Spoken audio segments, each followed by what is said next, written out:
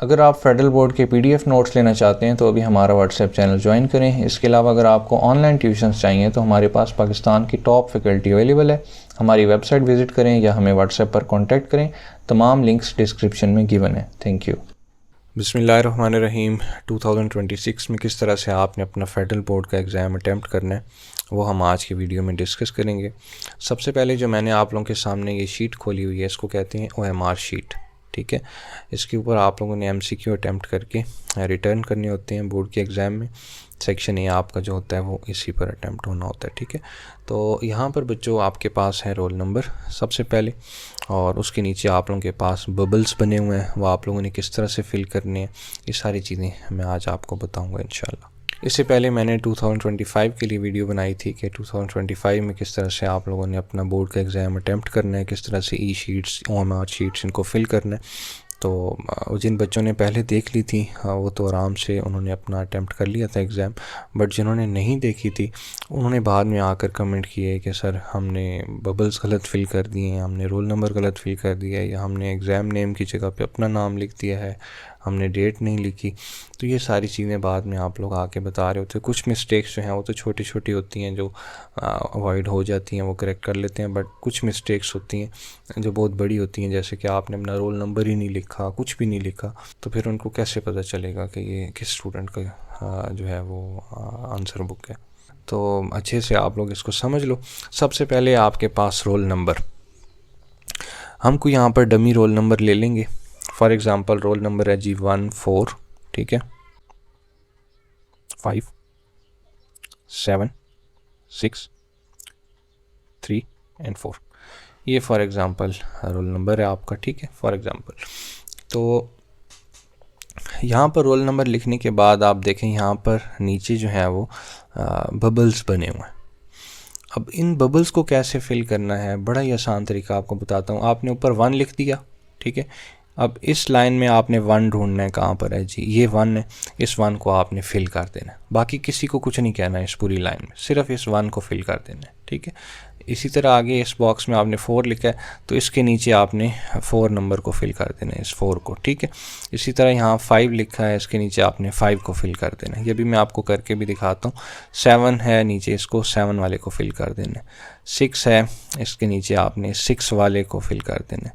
3 है, 3 वाले को फिल कर देना है। 4 है तो इस 4 को आपने फिल कर देना। दैट्स इट, बस। ठीक है, और बबल किस तरह फिल करना है उसके लिए मैं आपको ये सजेस्ट करूँगा कि आप मार्कर से बबल को फिल करें, जो मार्कर आप लोग हेडिंग्स देने के लिए एग्ज़ाम में यूज़ करते हो, नॉर्मल मार्कर। ऐसा मैं क्यों कह रहा हूँ, इसलिए कह रहा हूँ कि देखें जो नॉर्मल आप लोगों के पास पेन होता है ना बच्चों, ठीक है, उसकी निब होती है बारीक। ठीक है, तो उसमें जब आप ऐसे ऐसे फिल करते रहते हो तो आप लोगों का होता है बहुत ज़्यादा टाइम वेस्ट। अगर आप एक मार्कर रखोगे अपने पास, ठीक है, तो मार्कर जो है उसकी निब जो है वो मोटी होती है, तो आप जो है वो एक डॉट लगाओगे और थोड़ी सी शायद आपको मेहनत करनी पड़े, बबल आपका कम्प्लीटली फिल हो जाएगा। ठीक है, और मार्कर को इतना ज़्यादा भी आपने उसके ऊपर नहीं फेरना कि जो आप लोगों का पेपर है वो गीला हो जाए और उसमें सुराख हो जाए, वो फट जाए। ठीक है, बिल्कुल हल्के हाथ से अगर आप मार्कर यूज़ कर रहे हैं तो आपने वो फिल करना है। अब यहाँ पर जैसे कि 1 है, यहाँ पर हम कर देंगे 1 को फिल इस तरह से। ठीक है, नेक्स्ट 4 है, 4 को फिल कर देंगे, इसी तरह 5 को, 7 को, 6 को, 3 को और लास्ट में 4 को। ठीक है, देखें जो नंबर हमने यहाँ पर ऊपर लिखा है नीचे उसको फिल कर दिया, बाकी किसी को कुछ भी नहीं कहना, बस। ठीक है, और ये जो बबल्स आप लोगों ने फिल करने हैं इसको आप लोगों ने प्रॉपर फिल करना है, ना ज़्यादा ना कम। ऐसा ना हो कि ये आप लोगों का बबल है और आप लोगों ने बस ये ऐसे फिल करके छोड़ दिया। ठीक है, या फिर आप लोगों का ये बबल है और आप लोगों ने उसको ऐसे फिल कर दिया, इतना ज़्यादा ऐसे भी नहीं करना। प्रॉपर जो आप लोगों की बाउंड्री है कोशिश करें कि उससे बाहर आप लोगों का जो है वो पेन या मार्कर वटेवर जो भी है वो बाहर ना जाए। ठीक है, अब ये आप लोगों का कम्प्लीटली जो रोल नंबर है OMR शीट पे वो फिल हो गया। ठीक है बच्चों, नेक्स्ट आप लोगों के पास है वर्जन नंबर। वर्जन नंबर आप लोगों के काम की चीज़ नहीं है, इससे लेना देना नहीं है आपका। ये जस्ट ये होता है कि MCQ की तरतीब चेंज की होती है उन्होंने, डिफरेंट वर्जन नंबर बना के, ताकि चीटिंग जो है वो अवॉइड की जा सके। जैसे आप लोग इशारे करते हो ना एक दूसरे को, ABCD, पहले का क्या आंसर है, दूसरे का क्या आंसर है, तो वो हर बच्चे का जो तरतीब है वो चेंज होती है, या समटाइम जो है वो हार्ड एरियाज़ और दूसरे एरियाज़ जो हैं उनकी तरतीब जो है वो चेंज होती है। ठीक है, तो ये आप लोगों का इससे लेने देना नहीं है। नेक्स्ट बच्चों यहाँ पर है answer sheet number. Answer sheet number में भी लास्ट टाइम बच्चों ने बहुत ज़्यादा मिस्टेक की थी, लिखा नहीं था। तो आप लोगों की जो ई शीट है वो अभी मैं आप लोगों को दिखाऊंगा, उसके ऊपर टॉप पे पेजेस पर कोई 5-6 डिजिट का नंबर लिखा हुआ होता है। ठीक है, वो आप लोगों ने यहाँ पर लिखना है ताकि पता चल सके कि कौन सी आंसर शीट के साथ कौन सी MCQ वाली शीट है। ठीक है, तो वो एक ही कोड होता है, वो आप जब यहाँ पर लिख लेते हो तो मीन्स ये दोनों लिंक हो गई हैं आपस में। ठीक है, फॉर एग्ज़ाम्पल वो जो कोड है वो है जी 134579। ठीक है, तो वो आप लोगों ने यहाँ लिख देना। उसके बाद यहाँ पर आप लोगों ने अपने साइन कर लेने हैं जो भी आप लोगों के सिग्नेचर हैं, और ये जो इन्विजिलेटर साइन की जगह है ये आप लोगों ने इसको बिल्कुल नहीं छेड़ना है, इसको बिल्कुल खाली छोड़ दें। ठीक है, जो भी वहाँ पर इन्विजिलेटर होंगे वो आके इसको साइन कर देंगे। ठीक है बच्चों, क्लियर है। नेक्स्ट अब आ जाते हैं जी आप लोगों के MCQs की तरफ, जो आप लोगों ने असल में फ़िल करने हैं। यहाँ पर आप लोगों के पास क्वेश्चंस लिखे हुए हैं, आपने इन क्वेश्चंस को पढ़ना है और देखना है कि इसका करेक्ट आंसर क्या है। तो इस क्वेश्चन का जो Mir Zafarullah Khan Jamali became prime minister of Pakistan after the elections of, इसका जो करेक्ट आंसर है वो 2002 है, B फॉर एग्ज़ाम्पल। तो आपने क्या करना है कि यहाँ पर आपने B को फिल कर देना है। ठीक है, यहाँ पर इसके ऊपर टिक ना करें, यहाँ पर सिर्फ B को फिल कर दें, तो ये जो है आप लोगों का B फिल हो गया। ठीक है, इसी तरह जो नेक्स्ट है उसका अगर आंसर है एटॉमिक ब्लास्ट 28 मई, ठीक है, तो आप इसको D वाले को फिल कर देंगे ये। ठीक है बच्चों, इस तरह आप लोगों ने ये सारा कर लेना है, और ये आप लोगों की जो OMR शीट है वो कम्प्लीटली अटैम्प्ट हो जाएगी। ये आप लोगों ने फिर हैंड ओवर कर देनी है जो भी वहाँ पर टीचर्स हैं। उसके बाद फिर आप लोगों को वो सेक्शन B और C जो है वो क्वेश्चन पेपर पकड़ाएंगे, वो आप लोगों ने फिर ई शीट के ऊपर सॉल्व करनी है। ये आप लोगों की आंसर शीट है, ठीक है, ई शीट, और इसके ऊपर आप लोगों ने जो भी अपना सेक्शन B और C है वो अटैम्प्ट करना होता है। अब ये किस तरह से आप लोगों ने फिल करना है मैं आपको बता देता हूँ। जिस तरह मैंने अभी आपको OMR शीट दिखाई सेक्शन A जो MCQ वाला है, उसमें जैसे हमने रोल नंबर लिखा और नीचे बबल्स फिल किए, बिल्कुल इसी तरह आपने यहाँ पर भी कर लेने हैं। ठीक है, जैसे फॉर एग्ज़ाम्पल रोल नंबर है आपका 1 4 5 7 6 3 एंड 4। ठीक है, आपने बबल फिल करनी है। 1 के नीचे आप 1 को फिल कर देंगे, ठीक है, 4 के नीचे आप 4 को फिल कर देंगे, 5 के नीचे 5 को, 7 के नीचे आप 7 को फिल कर देंगे, 6 के नीचे आप 6 को फिल कर देंगे। ये प्रॉपर आपने फिल करनी है। ठीक है, 3 के नीचे 3 को और 4 के नीचे 4 को। उसके बाद यहाँ पर लिखा हुआ है नेम ऑफ एग्जामिनेशन, तो यहाँ पर आप लोगों ने लिखना है बच्चों SSC 1 अगर आप 9th के बच्चे हो तो, ठीक है, SSC 1। अगर आप 10th के हो तो यहाँ पर आगे आप लिख दोगे SSC 2 यानी कि सेकेंडरी स्कूल सर्टिफिकेट पार्ट 2। ठीक है, और अगर 9th के हो तो सिर्फ आपने 1 ही लिखना है इस तरह से। और आगे अगर आप फर्स्ट एनुअल दे रहे हो यानी कि जो नॉर्मल बोर्ड के एग्ज़ाम होते हैं इम्प्रूवमेंट वगैरह के लिए नहीं दे रहे हो, दूसरी दफ़ा नहीं दे रहे हो, पहली दफ़ा ही दे रहे हो, तो आप लोग यहाँ पर लिख दोगे फर्स्ट एनुअल। ठीक है, आगे 2026 भी लिखना चाहो तो लिख सकते हो, बट ज़्यादा परेशान नहीं होना। यहाँ पर अगर आप सिर्फ SSC 1 भी लिख दोगे तो भी ठीक है।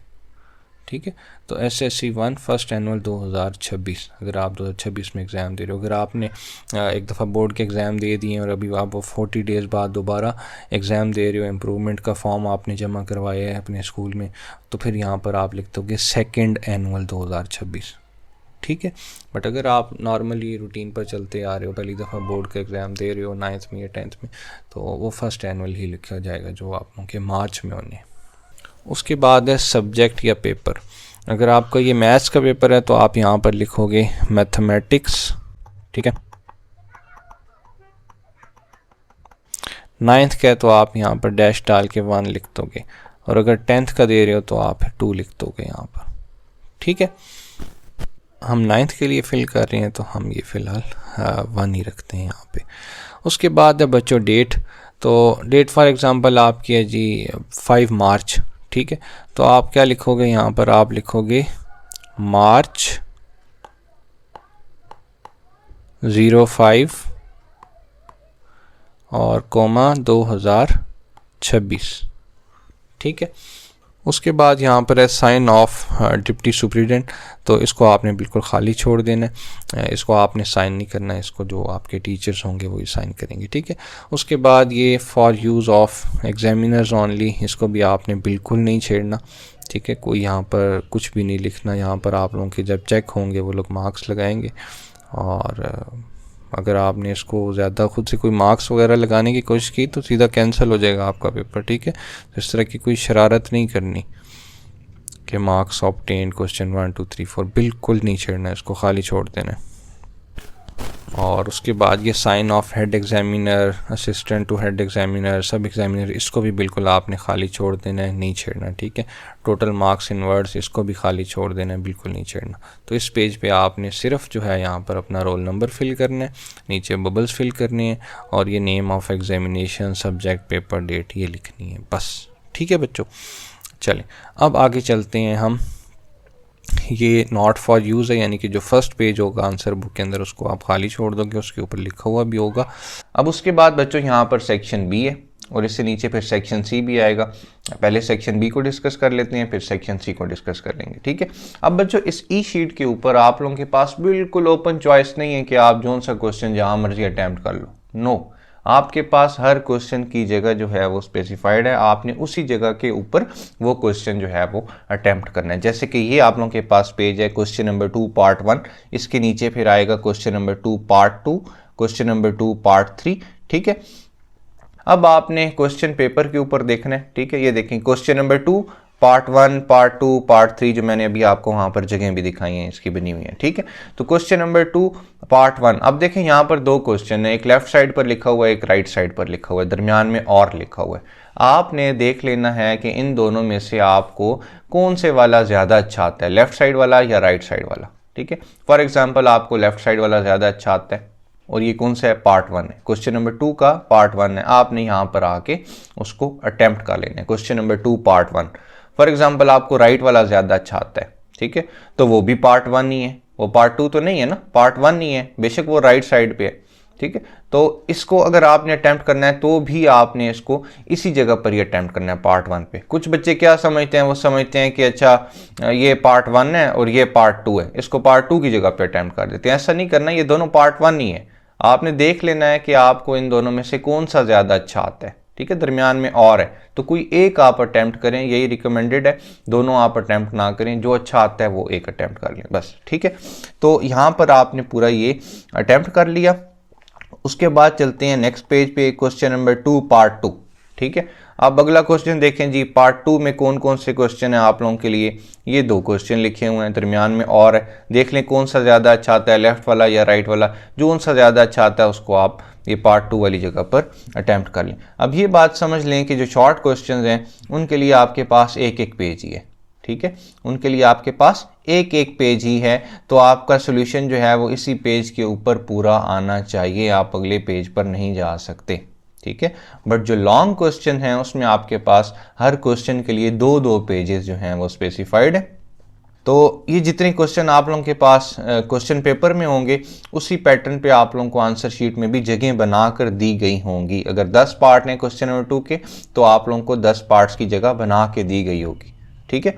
हर सब्जेक्ट के लिए जो है वो सेपरेट ई शीट होती है जो वो आपको प्रोवाइड करते हैं।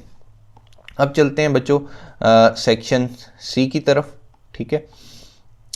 तो ये आ गया हमारा सेक्शन सी, ठीक है। अब सेक्शन सी का ये पेज 1 है, ठीक है। जो भी आपका क्वेश्चन है, क्वेश्चन नंबर 3 फॉर एग्जांपल, तो ये देखें क्वेश्चन नंबर 3, ठीक है, लेफ्ट साइड और राइट साइड बिल्कुल वैसे ही है, दरमियान में और लिखा है। जोन सा आपको ज़्यादा अच्छा आता है वो आप यहाँ पर अटैम्प्ट कर लेंगे। और ये पेज 1 है, ठीक है, और ये जो है पेज 2 है आपके पास। तो ये दोनों पेजेस आप लोगों के पास क्वेश्चन 3 के लिए ही हैं। आप दोनों को यूज़ कर सकते हैं, बट शॉर्ट क्वेश्चन में ऐसा नहीं है, ठीक है। अगला जो पेज होगा वो नेक्स्ट क्वेश्चन के लिए होगा, तो आपने अपना जो भी सोल्यूशन है वो उसी एक पेज पर ही पूरा लेकर आना है किसी भी तरह, और कोई डायग्राम वगैरह होती है तो वो भी आपने इसी के अंदर ही बना लेनी है, बट ग्राफ का जो केस है वो सेपरेट है। वो जब मैं ग्राफ आपको समझाऊंगा तो आपको बताऊंगा कि ग्राफ किस तरह बनाना है, ठीक है। वो भी इसी शीट के एंड पर बना हुआ है ये, ठीक है। नेक्स्ट क्वेश्चन नंबर 4 के लिए भी 2 पेजेस हैं, क्वेश्चन नंबर 5 के लिए भी 2 पेजेस हैं जो लॉन्ग है, सेक्शन सी। और उसके बाद बच्चों आता है यहाँ पर हमारे पास ग्राफ। अब ग्राफ के लिए भी आप लोगों के पास 2 पेजेस हैं, page number 1 and page number 2।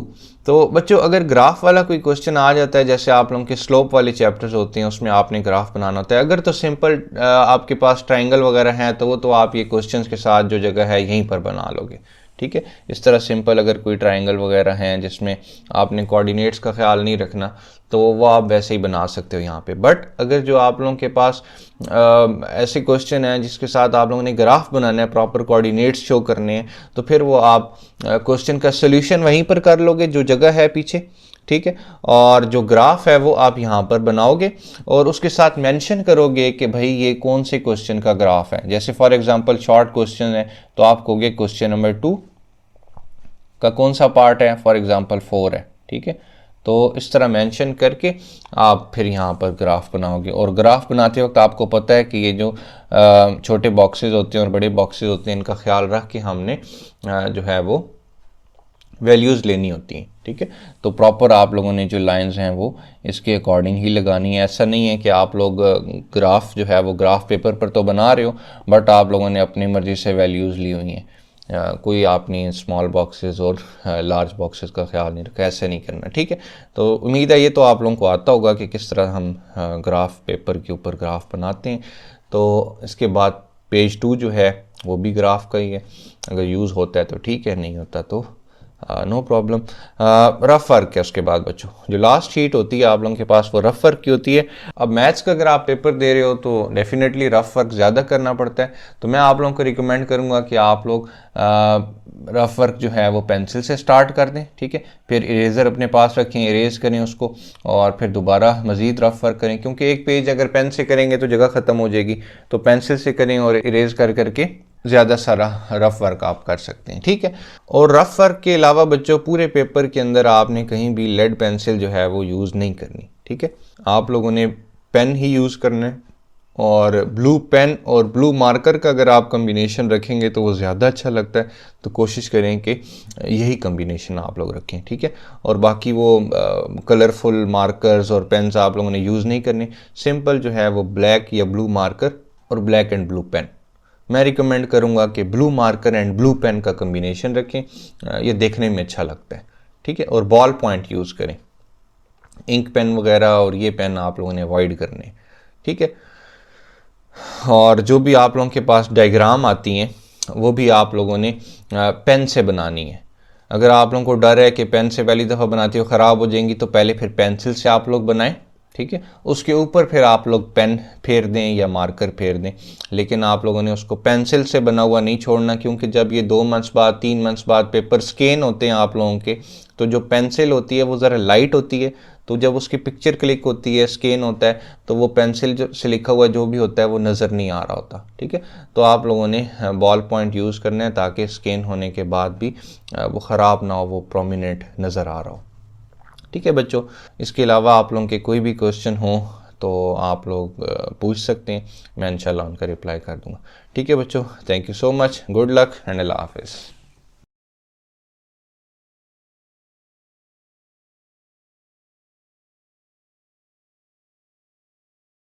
अगर आप फेडरल बोर्ड के PDF नोट्स लेना चाहते हैं तो अभी हमारा व्हाट्सएप चैनल ज्वाइन करें। इसके अलावा अगर आपको ऑनलाइन ट्यूशन्स चाहिए तो हमारे पास पाकिस्तान की टॉप फैकल्टी अवेलेबल है।